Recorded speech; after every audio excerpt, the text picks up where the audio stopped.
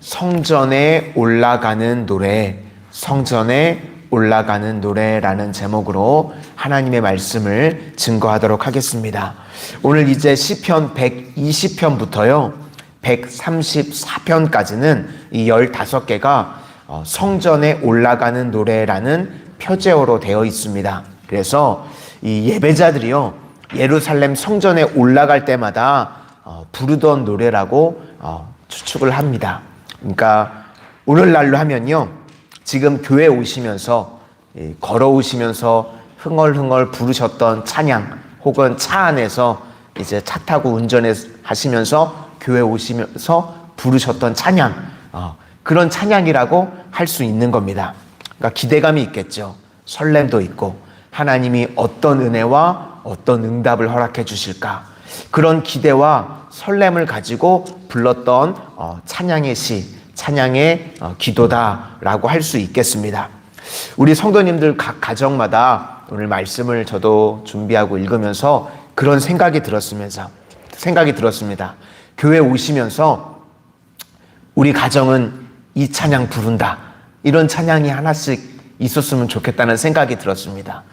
이제 그런 게 기독교 명문 가정으로 세워져 가는 거 아니겠습니까? 그렇죠? 그래서 우리 부모님은 기쁠 때 이 찬양, 슬플 때 이 찬양 부르셨다.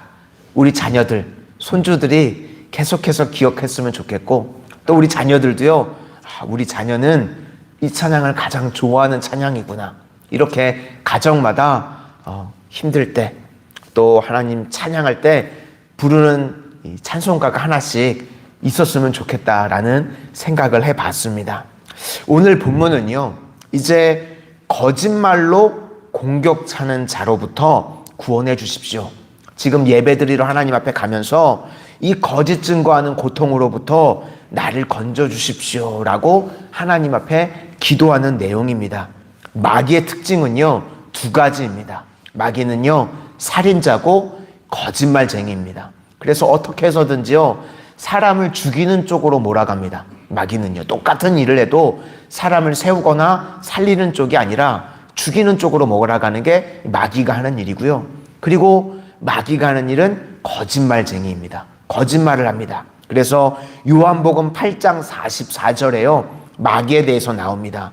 너희는 너희 아비 마귀에게서 났으니 너희 아비의 욕심대로 너희도 행하고자 하느니라. 그는 처음부터 살인한 자요 진리가 그 속에 없으므로 진리에 서지 못하고 거짓을 말할 때마다 제 것으로 말하나니 이는 그가 거짓말쟁이요 거짓의 아비가 되었음이라. 마귀가 하는 일은 2가지입니다. 죽이는 거고 거짓말하는 거다. 그래서 이제 이런 거짓의 어려움 가운데 믿음의 백성이 기도했다는 것입니다. 우리 1절과 2절을 한번 보시도록 하겠습니다. 시작. 내가 환난 중에 여호와께 부르짖었더니 내게 응답하셨도다. 여호와여 거짓된 입술과 속이는 혀에서 내 성명을 건져 주소서. 그러니까 우리가 어려움 가운데 해야 될 일이 무엇인가? 부르짖었다는 것입니다. 기도는요 여러 가지 기도가 있습니다. 우리가요 묵상으로 기도할 때도 있고 말로 소리내지 않고 기도할 때가 있고, 또 다급할 때요 이 화살 기도라고도 하고 주님, 아버지 이렇게 한마디 멘트로 기도할 때도 있고, 그런데 정말 다급할 때, 정말 막 마음이 무너져 내리고 급할 때는요 이 부르짖는 기도가 가장 강력한 기도인 것 같습니다.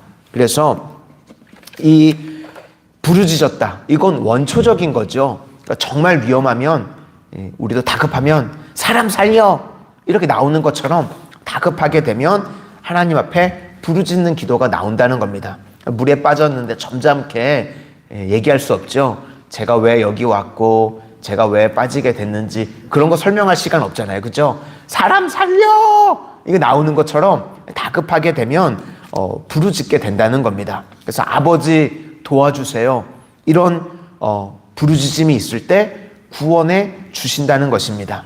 인생에도요 우리가 신앙생활을 하다 보면 사춘기 때가 다 있죠. 그래서 자꾸 아버지께 구하지 않고 이상한 데 구합니다. 그죠? 동네 형한테 구하면 주유소 가서 기름 넣다가 인생 망치는 인생 되고요. 그죠? 친구들 따라가서 친구 따라 강남 간다 그러면 또 그 인생도 망하는 인생이 됩니다.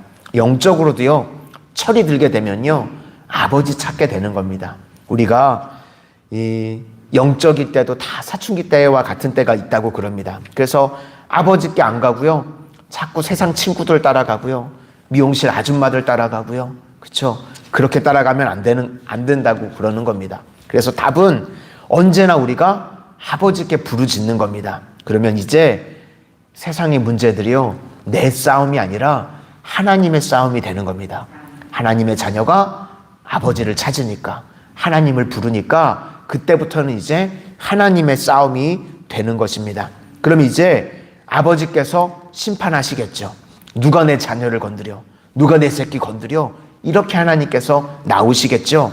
우리 3절과 4절을 보겠습니다. 3절과 4절입니다. 시작. 너 속이는 혀여 무엇을 내게 주며 무엇을 내게 더할꼬? 장사의 날카로운 화살과 로뎀나무 숯불이로다. 이렇게 하나님께서 이제 화살을 날려주신답니다. 하나님께서 악인들에게 화살을 쏘시면 100% 명중하겠죠. 다 멸해 주신다는 내용입니다. 그리고 로뎀나무 숯불이라고 그랬는데요, 이거는 잘 타는 그런 나무랍니다. 그러니까 우리나라로 하면 참나무 숯, 여기다 고기 구워 먹으면 맛있겠죠. 저는 어제 설교 준비하면서 참나무 숯, 그러니까 고기 구워 먹으면 맛있겠다 이 생각이 났는데, 이렇게 불로요, 하나님이 심판하신다는 겁니다. 악인들을. 언제요? 믿음의 백성들이 부르짖을 때, 아버지 도와주세요. 그러면 악인들에게 하나님께서 화살을 쏘시고 이 잘 타는 이 불로 하나님께서 그들을 다 태우시고 멸해 주시겠다는 말씀입니다. 그러니까 우리도 어려움 가운데요, 가만히 계시지 마시기를 바랍니다. 하나님께 구하기만 하면, 부르짖기만 하면 하나님께서 대신 갚아주시고 대신 싸워주시겠다고 말씀하시는 겁니다. 오늘 이 새벽에도 세상에 어떠한 문제가 있든지 그 싸움이 내 싸움이 되지 마시고 하나님의 싸움이 되게 하셔서 하나님께서 갚아주시는 은혜가 임하게 되시기를 소망합니다. 또 하나는요, 이제 우리가 세상과 악한 자들과 싸울 때 이 악인들을 닮아가서는 안 된다는 것입니다. 거짓말쟁이와 싸우다가 내가 거짓말쟁이가 되면 안 되고, 이리와 싸우다가 이리가 되면 안 된다는 거예요. 양으로 머물러 있어야 된다는 겁니다. 그래서 여기 메색이라고 나오는데요. 메색은 야벳의 후손입니다. 그래서 이 백인들 중에 바이킹 같은 사람들 있죠. 그런 해적, 도적대들, 그런 사람으로 생각하시면 됩니다. 창세기 10장 2절에 나오는데요. 야벳의 아들은 고멜과 마곡과 마대와 야왕과 두발과 메색, 이렇게 나옵니다. 그러니까 야벳의 후예 중에 이제 백인들 중에 털 많고요, 이렇게 나쁜 놈들 중에 하나라고 생각하시면, 바이킹, 그런 족속, 그렇게 생각하시면 됩니다. 또 그 다음에 나오는 게 게달이라고 나오는데요. 이건 아라비아 사람입니다. 이스마엘의 둘째 아들인데요. 창세기 25장 13절에 보시면 이스마엘의 장자는 느바요시오, 그 다음은 게달, 이렇게 나옵니다. 그러니까 이 알리바바와 40인의 도적, 그런 있죠. 막 이렇게 하얗게 얼굴 막 다 이렇게 가리고 콧수염만 이렇게 나와 있는 그런 무서운 도둑놈들. 그러니까 이 게달, 그리고 또 이 야벳의 후예, 이거 얘기하는 것은 다 메색, 뭘 얘기하냐면 바이킹 때나 그런 아라비아 도적대 같은 그런 이미지를 연상하시면 되는 겁니다. 그러니까 그런 도둑놈들을 닮아가면 안 된다고 말씀하시는 거예요. 우리가 그런 악인들과 싸우다가 우리도 그렇게 거짓말하고 그렇게 악해지면 안 된다라고 말씀하시는 내용입니다. 5절부터 우리 7절까지 보시도록 하겠습니다. 5절부터 7절까지입니다. 시작. 메색이 머물며 게달의 장막 중에 머무는 것이 내게 화로다. 내가 화평을 미워하는 자들과 함께 오래 거주하였도다. 나는 화평을 원할지라도 내가 말할 때에 그들은 싸우려 하는도다. 그러니까 같이 안 살 수는 없으니까 같이 살아야 되긴 하는데, 이런 위험 가운데 있으면 우리가 닮아가면 안 된다는 것입니다. 우리가 거짓되면 안 되고 날마다 어떠한 자리에 있든지 정직해야 한다는 말씀입니다. 98년도에요. 우리나라에 이 IMF 위기가 왔었습니다. 그랬었죠. 그래서 우리나라를 평가할 때요. 그 전까지는 우리나라가 쓰지 않던 말이 있는데 그 98년 이후부터 쓰던 생기게 된 말이 있다고 합니다. 그게 뭐냐면 투명성이라는 이 말입니다. 그 전까지는 거의 쓰지 않았답니다. 투명성이라는 단어라는 걸 쓰지 않았는데 이 IMF 이후부터 우리나라가 투명성이라는 이제 말을 많이 쓰게 됐답니다. 한국 경제의 문제가요, 투명성이 없다고 지적을 했었답니다. 장부도 다 이중장부고 다 거짓말하고, 그래서 이때부터 이 투명성 이런 말이 우리나라 가운데 경제 가운데 강조가 되었었다고 합니다. 그래서 어떤 의미로는요, 이 IMF가 우리나라에 오히려 복이었다고 이야기하는 분들도 계신다고 합니다. 한 50년 정도가 걸릴 내용들이요, 빠르게 단축됐다고 이렇게 이야기들을 하십니다.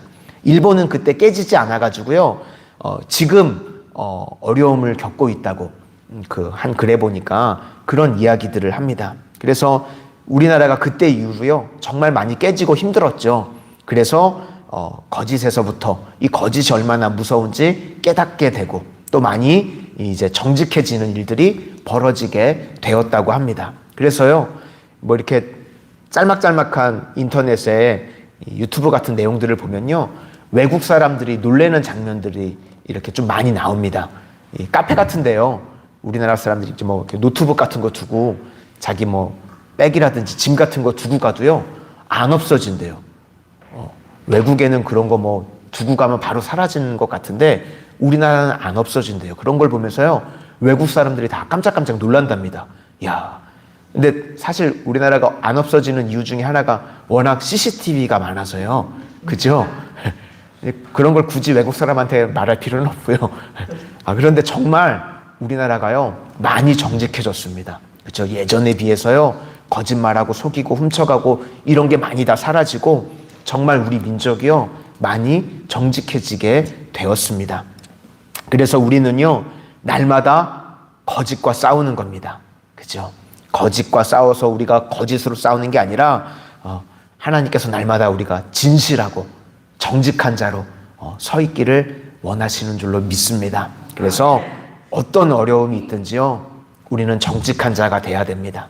하나님의 백성으로서 서 있을 수 있어야 되고, 또 우리가 이 땅을 살아가는 동안 우리는 죽이는 자가 아니라 사람을 살리는 자로 하나님께서 기뻐하시는 모습으로 서 있어야 되고, 그런 어려움 가운데 정직한 자로 서 있을 때, 어려움을 당할 때 내 힘으로 버틸 수 없기 때문에 아버지 부르짖으라는 겁니다. 그러면 하나님께서 우리 성도님들 한 분 한 분을 도와주시고 세워주실 줄로 믿습니다. 아멘. 날마다 이런 하나님께서 원하시는 거룩한 백성의 길을 걸어가는 우리 모든 성도님들이 되시기를 주님의 이름으로 축원을 드립니다. 아멘. 기도하겠습니다.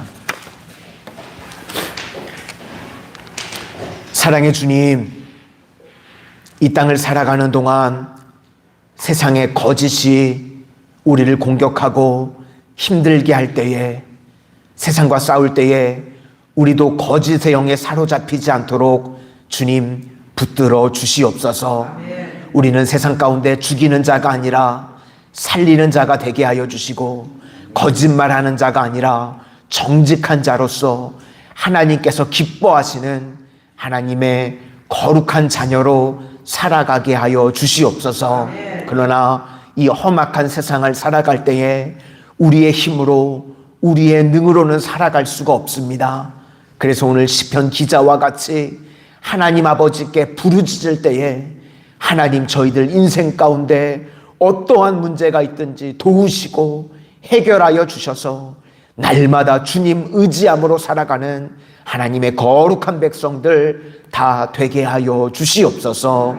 예수님 이름으로 기도드립니다. 아멘.